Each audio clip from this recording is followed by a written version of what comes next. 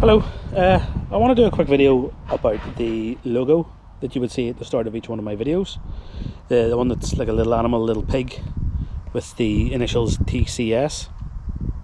Well, the TCS stands for Team Cheapskate, which is a bit of a tongue-in-cheek kind of thing, but basically for me it symbolises my belief that the most expensive thing doesn't necessarily mean it's the best, and the cheapest thing isn't necessarily the worst.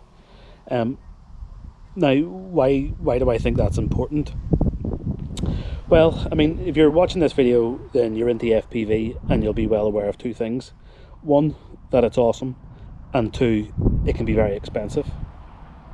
And I don't think cost should be a barrier for people wanting to get into FPV. We shouldn't be gatekeeping FPV from people. So kind of my approach to things are to try and get people interested in FPV is you don't need to go out there and buy the most expensive piece of equipment, because ultimately it may not be the best piece of equipment anyway, generally, and it's necessarily not going to be the best piece of equipment for you.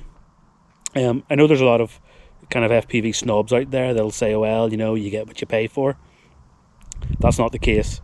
You'll see many times people talking about stack A being the best stack in the world, and plenty of other people saying that they've had nothing but bother with that type of stack and they wouldn't touch it with a barge pole, or people saying how Crossfire is totally awesome, it's the best thing ever, and then other people having a problem with Crossfire and happily getting on well with R9 or ALRS, which is a fraction of the cost. So yeah, getting what you pay for isn't necessarily the case either.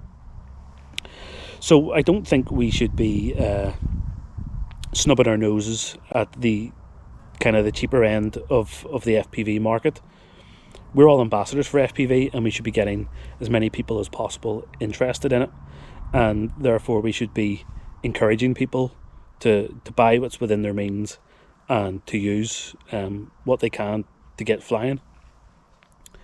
Now, the reason why I think this is particularly important now is down to this whole kind of the militarization of FPV. From my own perspective, I think militarization of FPV has always been there. The militarization of remote controlled things has always been there. Warbirds flying around, people, you know, pretending to play war with their replica Spitfire or whatever. And you know, I have an Ishin F-16 fixed wing that's FPV, and when I'm flying in around, I'm, you know, pretend to be Tom Cruise and whatnot. And it's been taken a step further with things like FPV combat, which is effectively laser tag. So we've always, you know, pretended and played war with our FPV stuff. What's changed is it's no longer just make-believe, it's real. It's become a proper tool of war, and that's in the public domain now. Headlines with FPV kamikaze drones. So for me, the militarization of FPV has always been there. It's just become more real, and it's become more prevalent. Now people will have their own opinions on what to do about that and what not to do about it, and of course everybody's perfectly entitled to their opinion. For me personally, I don't think we should be boycotting companies. That's not going to change anything. What will change it, in my opinion, is relaying the positive aspects of FPV to people and getting that message out into the public.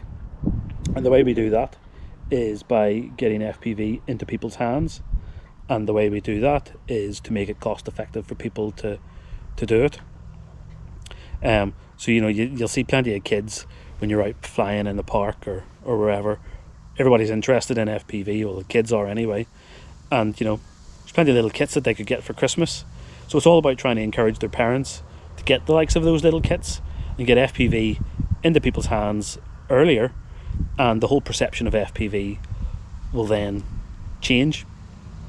And yes, the negative aspects are always going to be there, and it's certainly not a good look, but you know, you want to try and make that the the kind of the minority use case of FPV and kind of showcase the positive aspects of FPV. So yeah, kind of it all coming back to my logo and TCS. It's all about the trying to get FPV into people's hands, not snubbing the nose at things that may be cheaper, because cheaper doesn't necessarily mean it's worse. So yeah, that's it. Just a quick rant today. All the best. Bye now.